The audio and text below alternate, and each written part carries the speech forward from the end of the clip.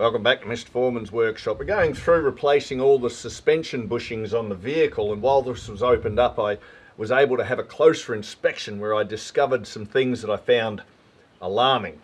Now, hidden underneath this brake disc is a hub on the Discovery 2s. They come as a sealed unit, which is a bolt-on kind of an operation. More convenient, but more expensive as well. That sits in what's called a hub carrier, and that has attachment points for your drag link and your tie rod.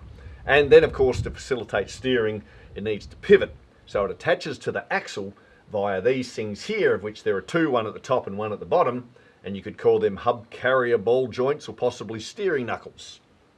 Anyway, you can see the rubber boots, and they are split, and that is not a good sign whatsoever. So this Discovery 2 is the end of an era, being a 2004 model, making it at the time of filming somewhere around 21 going on 22 years of age, and we've owned it for nearly 10 years. Considering that it was falling to pieces when we got it, indicates to me that maintenance was not high on the agenda for the previous owner or owners. So I'd say that anything that I have not repaired or replaced is most likely as old as the vehicle. There are components down in here that will be wearing quite badly over time, and we're going to begin by doing some intensive surgery. Now, this is a tough job. I've done the other side already to give myself a few pointers, so with a lot to do, let us begin with removing the brake caliper. We'll start by setting aside this section of our wheel sensor cable to better access one of the two bolts we need to contend with. A 3/4 bi-hex socket will sort these out, though they're on a bit tight, so we'll need a breaker bar. Once we extract those, we can remove our caliper and tie it up to the spring. We don't want to have it hanging off the brake hose and support it that way. Next, we want to pop our tie rod and our drag link. We don't need to remove them just yet. We can let them sit in place. Now we'll try to remove the brake disc. The little bolt that attaches it, of which there is only one, can sometimes be seized in there. So I've got an impact driver, a hefty hammer, and a whack. That's good.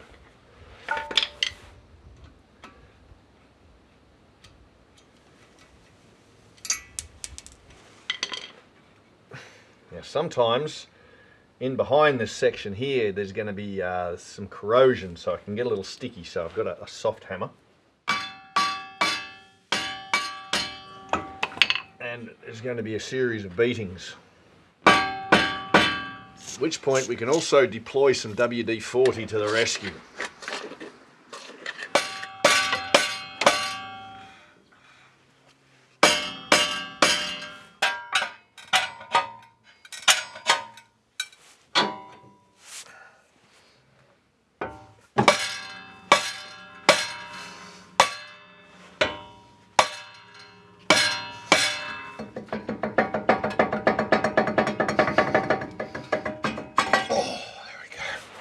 There we go.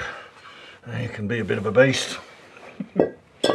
Whatever we call this, a disc guard or some sort of a thing anyway, that we got 3 8mm bolts that we need to crack. And then on the front. And then down the bottom.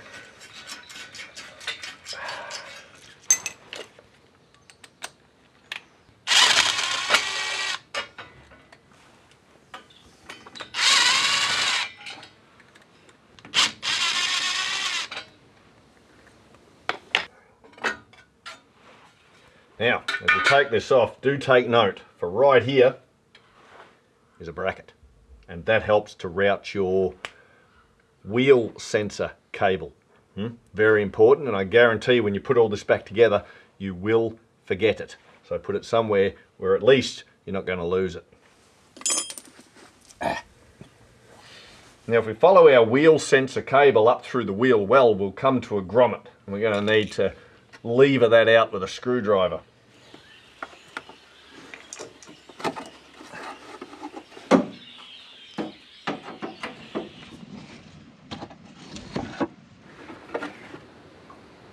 Now, having popped the drag link sooner rather than later is quite handy, because when it's just sitting there loosely in place, this whole apparatus is solid. But all we have to do is lift it out and now have the ability to pivot, gaining access to some hidden bolts such as the 4 that hold on the hub to this carrier. Also, while we're at it, we can see our steering knuckles in action. That's what we're going to try and remove and replace. We're going to pop that back in for now, because what we're going to focus on is the 5th item holding our hub on, which is the hub nut. That big bugger there is a 32mm. It's on very tight. You can see that it's staked. Our first job is to unstake it.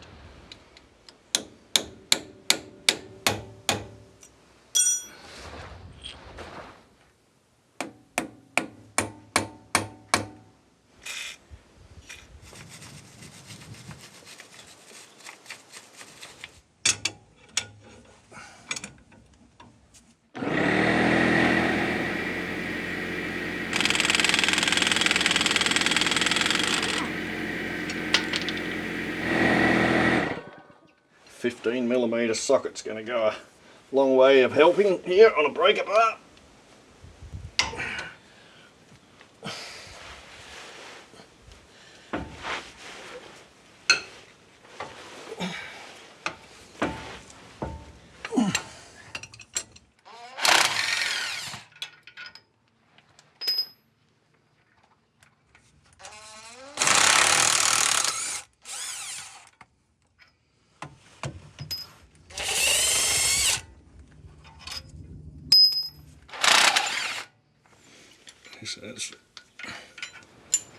This final bolt that we're extracting has a bracket on it, and that's one's very important. It's first in line for our cable once again, and it suspends our cable just above a spinning CV joint. So we want to keep that, not lose it, maybe even leave it on the bolt itself as a reminder. Now, although we've released the 5 fixings that hold our hub on, it is still on the splines of the CV joint, and I do suspect there's some red Loctite involved in that. Secondly, there may be some corrosion in the housing, so it'll still be glued on, and a measure of force, I think, will be required.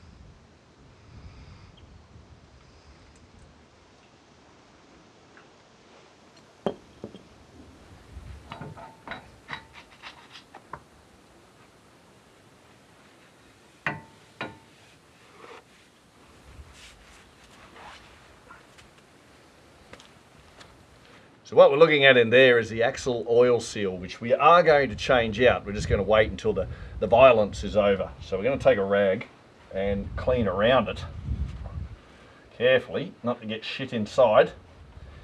And then we'll use a cleanish rag, stick in there, just to block it for now. Now, as for our suspension ball joints or steering knuckles, the top bolt needs a 22mm socket. The bottom one is going to require a 24. They have to come off.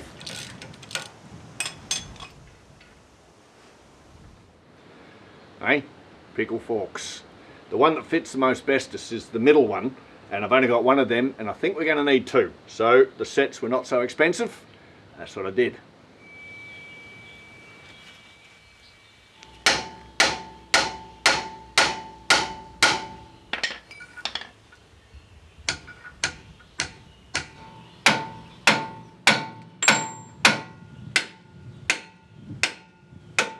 Oh, I think it popped.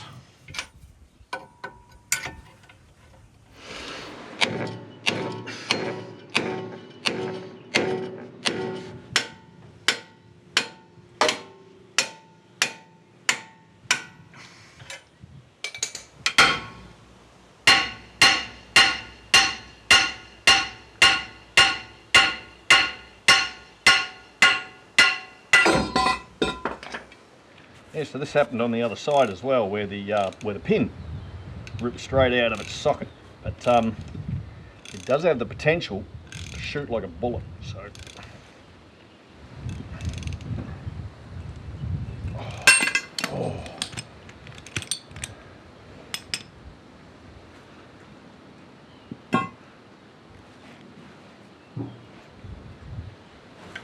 let's start by cleaning up this area and getting rid of all the grit and crap.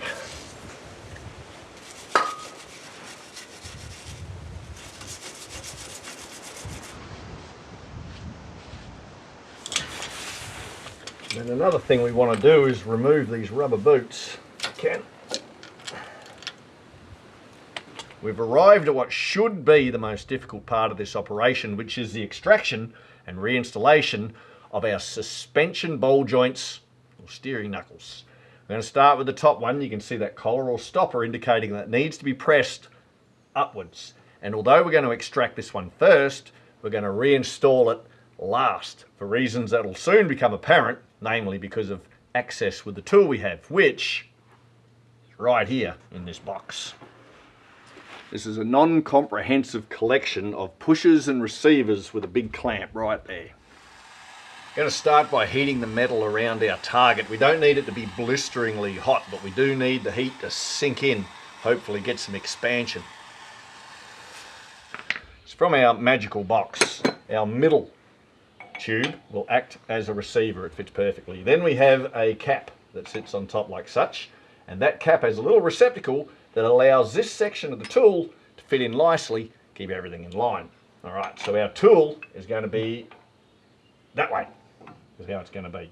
Now for a pusher, I have nothing really adequate, so I was thinking about using a 24mm socket. However, it slips and we get angle issues. So I'm going to use just the tool itself, which will only be good for the initial stages. Eventually we will have to swap out to a socket, but I think the hardest part of this will be that initial crack. The next problem we're running into is the clearance. I can't fit in my 22mm socket. We need a breaker bar, we need the leverage. We do have a solution to this conundrum. We're going to get the jack and raise the vehicle where we can lower our jack stand a couple of notches and then carefully lower the vehicle back down. Then using our jack again, we'll take a little bit of the weight. You'll see the spring come up and Bob's your auntie. Right? Look at that. On goes our breaker bar. Going to give another mandatory little touch of heat.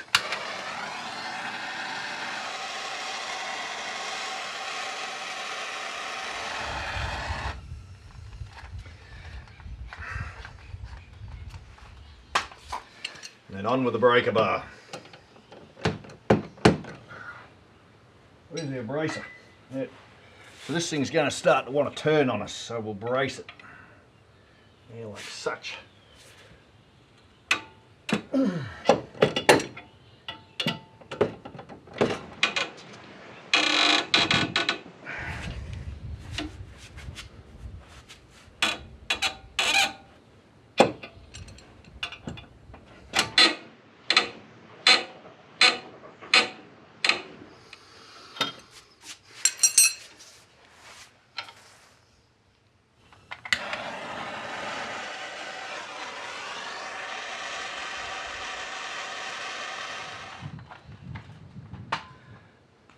There is a measure of patience that need be deployed in this operation.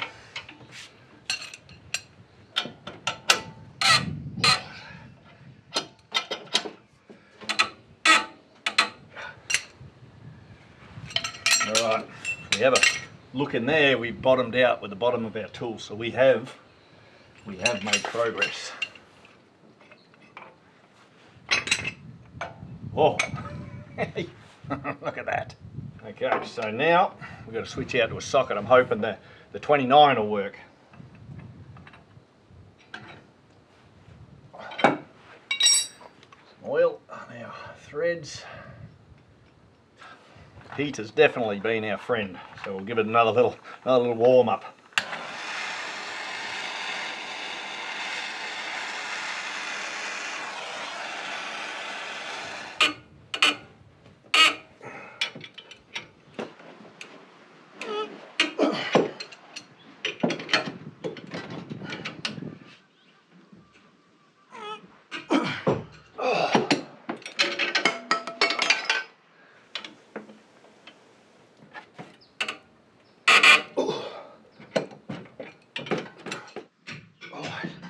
think it's getting easier.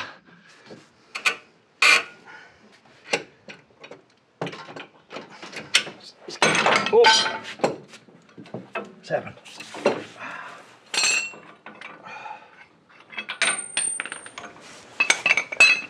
Hey, look at that.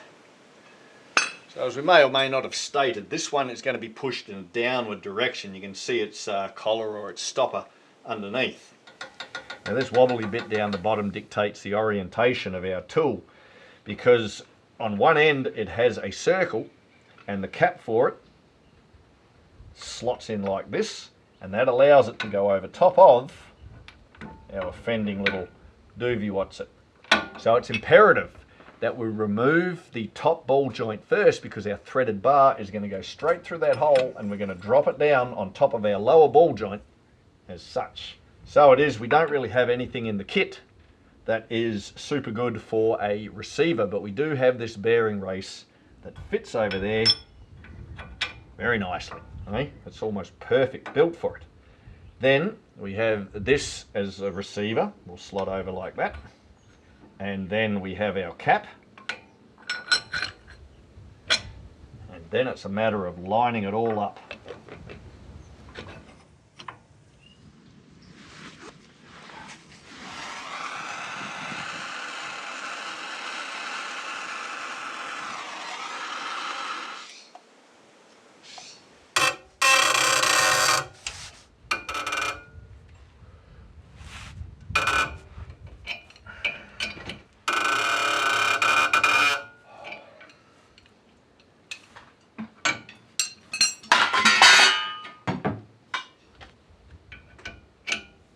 I think it's a little better to do a little bit at a time, but it feels like it's moving.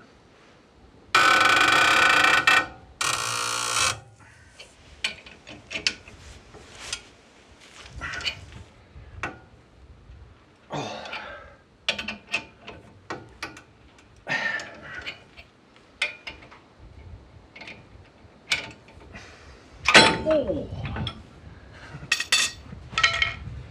oh my word.